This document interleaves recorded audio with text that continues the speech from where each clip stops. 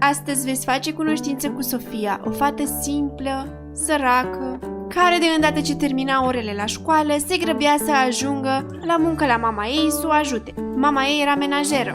Ce bine că este Nina afară! O să merg pe jos astăzi. Sofia se grăbea să ajungă, numai că o mașină a oprit în fața ei și un domn foarte înfricoșător a coborât din ea. Domnișoară, nu pleci nicăieri, trebuie să urci în mașină și să vii cu mine. Cum? Nu pot să urc în mașină. Mama mi-a spus clar să nu urc în mașinile străinilor. În plus, trebuie să ajung la muncă la mama să o ajut cu treaba.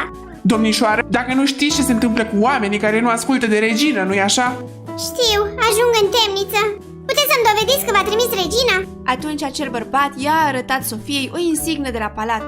Sofia a fost atunci convinsă că acel domn este de la palat și că trebuie să-l urmeze spre binele ei și al mamei ei. Bine, în regulă, atunci o să vin la palat. Eu n-am făcut nimic grav, sper să nu mă certe regina.